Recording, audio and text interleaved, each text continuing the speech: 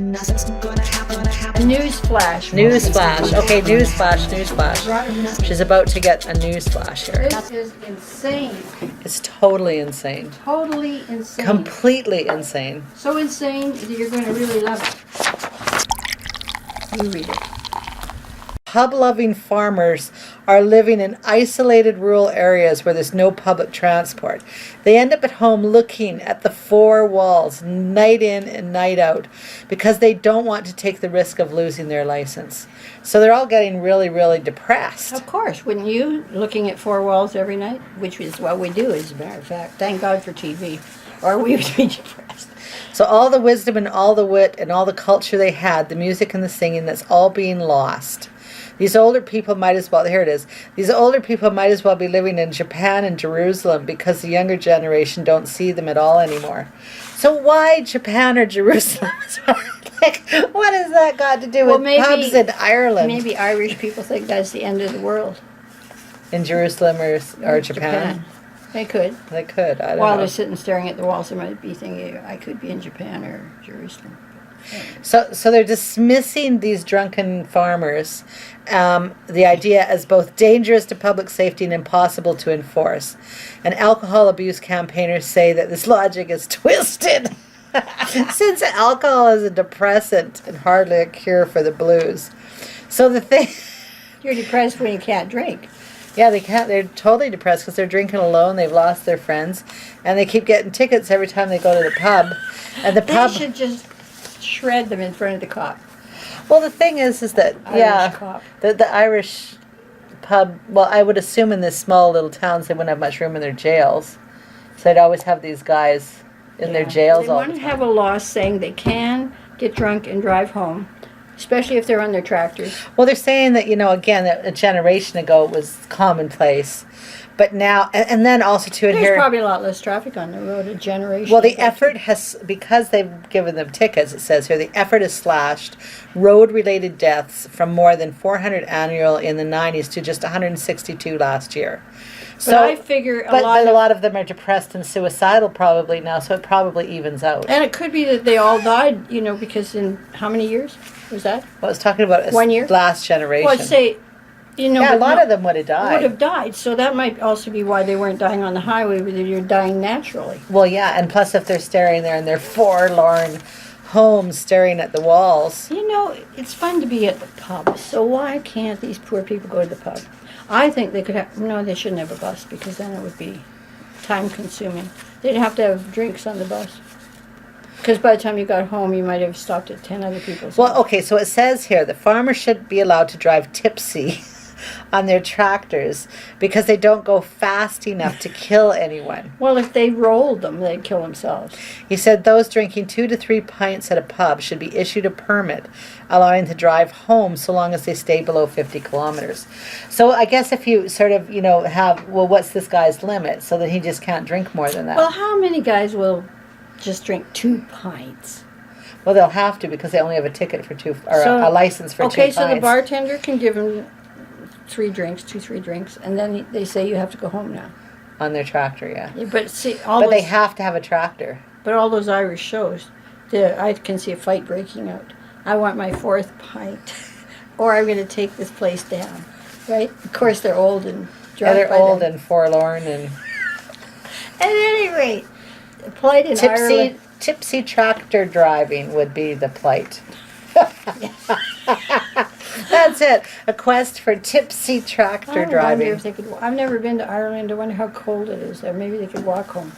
Well, sometimes it's beautiful, but like they said, raining all the time. The problem is it's far. It's a distance too far away. Yeah. Especially if they're old and tipsy. Yeah.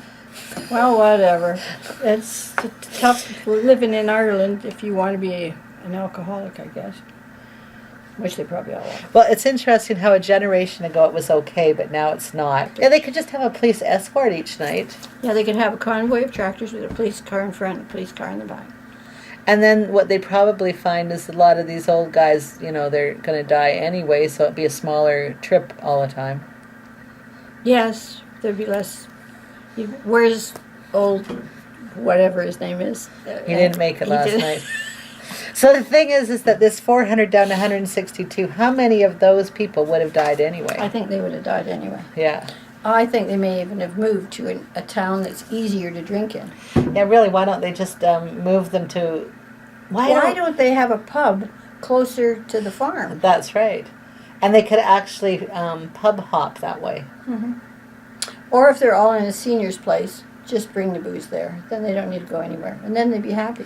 Well, yeah, they could have it so that they could just stay Happy overnight. hour starts at 3, and whenever you conk out, it's over. So why wouldn't they just keep them overnight, and that way in the morning they just go to their prospective farmhouses? A hotel right beside where they just... A pub hotel. Yeah, that's a good idea. With bunk beds, so that, or this big long auditorium. Yeah, we might not want to put them in bunk beds. If they can't, if they can't drive a tipsy tractor. How would they get in a bunk bed? That would be impossible. That's right, and you'd have a few more deaths on your hands. Cots, that's what they need, cots. Yeah, cots. Nothing's gonna happen. Nothing's gonna happen. Nothing's gonna happen. Nothing's gonna happen. Hi, Wendy. So today what I'd like to do is a trauma release with you. And what we're going to do is that I will be having you stand up. First we'll do some little exercises, and then I'm going to be having you stand up, and I'll be having you have your eyes closed, and I'll be turning you around 180 degrees and getting to really get into whatever trauma you choose. And I know there's a few different traumas, so whatever's the one that's most present for you right now, the one you can really get into it the most, and I'll guide you through it and I'll support you, asking you the relevant questions. The most important thing is that you get into it as fully and completely as possible so that we can sever that trauma so that that's not an issue for you in your life anymore. Perfect. Does that sound good? Absolutely, yes? thank you. Excellent. Okay. Of course, everything we do here is private and confidential, but we will be videotaping, so it may not be so private and confidential here. And that's okay with you? Oh, absolutely. Absolutely. First Okay. thing What we're going to do is what's known as acceptance exercises. Now, all I want you to do is just look around the room and just notice 5 different things and just simply accept them and tell me when you've done that. Okay. Now what I'd like you to do is just look around the room. And I just want you to look at the first 5 things you notice, whether you like them or not, and then just simply accept them. And let me know when you've done that. Okay. Can I ask a question before Sure, we do that? yes. What if it comes in a period of time when you were a young child and you don't actually remember what you have a sensation, but you don't actually remember it happening? Well, it's about getting into it as most as possible. Okay, good. Yes. So therefore, if you to see the image, the thought, the body sensation, the moments, because we're just going to look at that moment in time. Okay, so it doesn't have to be exactly, it's the best you can do. Yes, Okay, definitely. The good. best you can. Thank because trauma, let's face it, you're probably not going to go into as much of trauma as at the time. Mhm. It'll be the best you can do at this moment. Perfect, thank you. Yeah, and by dramatizing and exaggerating, it'll bring it as close as you possibly can in this time. Okay. Which is perfect. And close your eyes and just relax into you being here in this room present right now. I'm just going to turn you. Good. And really dramatize it. Go to the absolute worst moment that you can of that trauma. There's that dog. There's that situation. Just really get into it. Okay. Okay, on a scale of 0 to 10, what number you at? I'm at a 10. Take that image. I want you to freeze frame it. Like a frozen snapshot in time. Okay. Not a moment before, not a moment after. Keep it exactly the same. Okay. You got it? Got it. Now take the image, the snapshot, and place it out in front of you somewhere. Okay. Okay? Now with these 2 fingers of your hand, what I want you to do is just put it right into the center of that image, into the heart of it. And just lock it right in and don't move it at all. Keep it exactly the same. Not a moment before, a moment after. Got it? Got it. Excellent. So from your fingertips to the floor, how many feet is it? Turn you 180 degrees. Keep your arm up, eyes closed. Okay, good. And I want you to imagine a ball of light, sunlight, whatever color you like, cascading down from above your head, down through your cranium, down through your skull, down through your brain, your shoulders, your body, your arms, your legs, your feet, infinitely below, all through your body. Then imagine this beautiful light coming up through your feet, through your body, up the crown of your head, infinitely above. With every breath, Imagine this divine light going infinitely in front of you, infinitely behind, infinitely to the right and to the left. Just cascading in every part of you, into every cell, and out infinitely into every part of the environment. Now I know the image may still be there, but does it, on a scale of 0 to 10, what does it feel like now? Does it feel different? Yes. How does it feel? It feels less intense. It feels less fearful. Does it feel like it's kind of fading somehow? Oh yes. Yeah. Well, not so much as fading as softening. In the intensity. Okay, thank you. So what would the intensity be now? I would say now it would be a 4. A 4? Yeah. Okay, so does it feel like it's lessening as you look at it, or is it staying at a 4? No, it feels like it's not. Yeah, the intensity isn't there. It just feels less and less and less. And actually, it's like the image is even turning. Like turning away. It's not as intense. It's the angle of the image is turning, where it's softening and turning and less intense. So is it a problem for you anymore? Does it feel like? No, it feels like when you got me to look at the different objects and just accept it. Okay, thank you. That same feeling. Nothing's gonna happen. It was good to put some parameters around it. It was good to put some feelings in my body, some thoughts, some emotions, to re-experience the intensity, and put that intensity into reality, into the now, as opposed to what the brain or the memory or whatever envisioned it to be from so long ago. What's good about this process for others Or someone else. is it lowers the intensity. And at the end, as I was telling you where the intensity was fading and how the object and the trauma for me was a dog who bit me when I was very young, is I could see the dog turning away, the anger lessening in the dog, and just the whole situation becoming not as intense, and just acceptance, no emotion tied to it, no fear tied to it, just it happened and it's fine. Good, thank you. Look, what's valuable about it is I feel lighter, and I feel like it's no big deal, like I thought it was a big deal. What have you learned about doing this experience? The simplicity. Yes, it is very simple, Yes. isn't it? Yes. And the lack of struggle. You think it's going to be hard. It's not hard. It's actually very simple. Yes. So what's one specific thing that you could do now after this process that would be of help to you? Is if something seems to be a big deal, I really liked the idea of just looking at 5 different objects and accepting it. I think it would be a good system or practice just to, if something is overwhelming or upsetting or whatever, just to help to put yourself into the presence. I found that very helpful. Excellent. Good. Thank you very much. Thank you. Nothing's gonna happen. Nothing's gonna happen. Now I'm doing a tiger face, and I'm working on the drawing of the face right here. This is the beginning of the drawing, which of course I'm doing on a canvas that's been lightly coated with yellow, so it doesn't necessarily have to be white to start with. So I'm working on the eyes. They have to be in line with each other, so if you take your pencil and go like this, they should be on the same line. The same with the nose. Everything, because a face, if you work on it, is round. Think of the skull behind it, so it goes around in a circle like a ball. I like to start out with a burnt sienna, because, I don't know, red or burnt sienna looks good. Eyes are important, the placement is essential, left and right. And if you're looking for a mood, which I am, then it's essential that you do it right. So here I begin with the eye.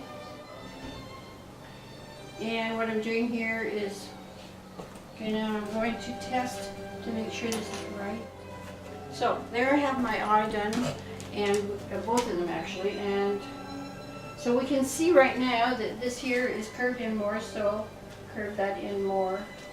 That's why you have to get back to take a look.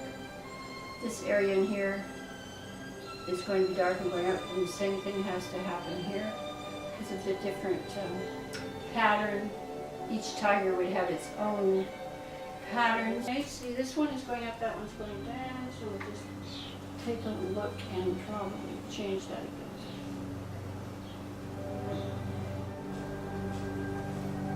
So the idea behind this, of course, is to keep looking at it and see if you're doing it right.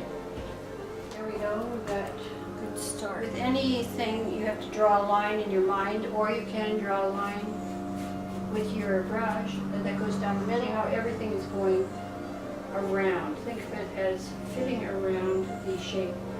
Always keep in mind the shape of whatever you're painting. So I can wash my brush off and just do a little shadowing here. That is the beginning of how you start your painting. I will be doing the horse's mane over top of this, but first background and then foreground. I call this sort of cleaning your brush by, just scrubbing out whatever paint's in it, giving different colors than here. Here, solid paint, there, brush cleaning paint, making it less paint. Here, a thicker combination.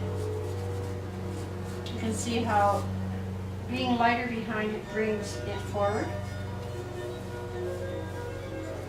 And it also brings emphasis onto that area. And then, of course, I sort of blend it into what's already there, giving different brush strokes and a little bit of excitement and texture to the background. I think I'll do it here too, making the background look, more exciting. This way it's all one color. We don't want that. And I like leaving brush like that, because you can always go back and fix it. So what we need to do now is, see how I'm paying little, very few strokes and very little paint, and what a difference it makes. And that's why you have to keep going back and forth. And in here too, I don't like the fact that it's all one color. Basically, that's all one color. So I'm going to change that a bit too. Now I'm going to look at my picture again and maybe add a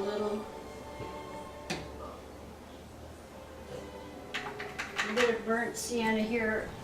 At this, see, this part of the horse is darker. So I'm just going to add a little bit of darkness to that area, and probably in here too.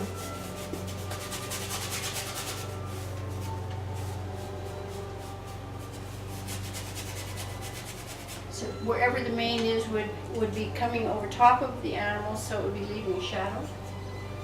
Down here, for instance, where the nose is flaring, in here it would be darker.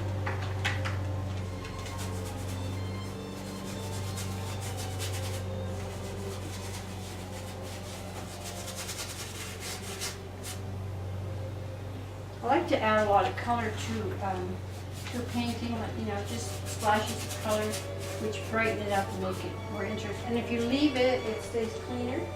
The other way, it could be sort of muddy, which we don't want it to be. Wherever it's lighter, because this here part is coming forward, this part is going in, you can add a brighter color to bring that out. In here, it should be darker because that part goes in. If you know anatomy, you should know the anatomy of whatever you're doing. It's super important so that you know where it's dark, the bone structure is, and where it sinks in or comes forward. Because, see, here we got, that part should go round, this part should go in, this part should go flat.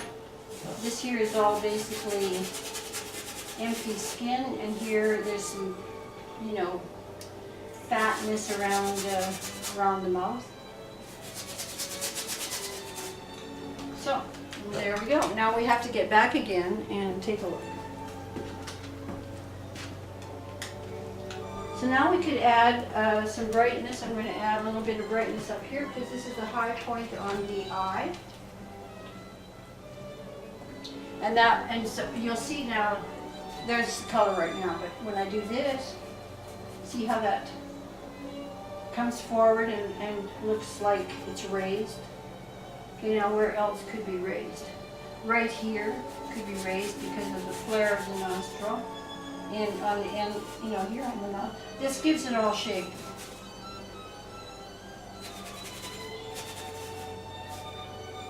And this here part.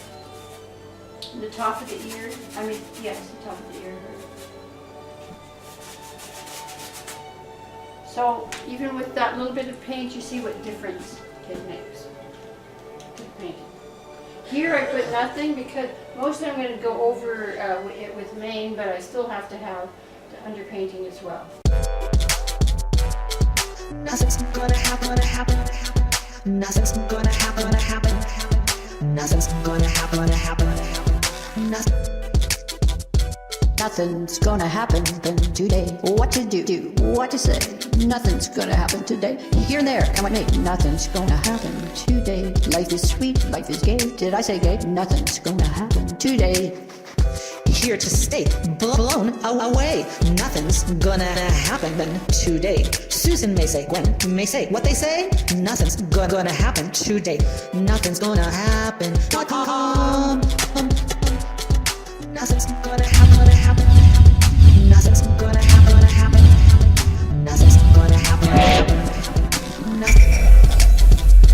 Nothing's gonna happen today. What to do, what to say.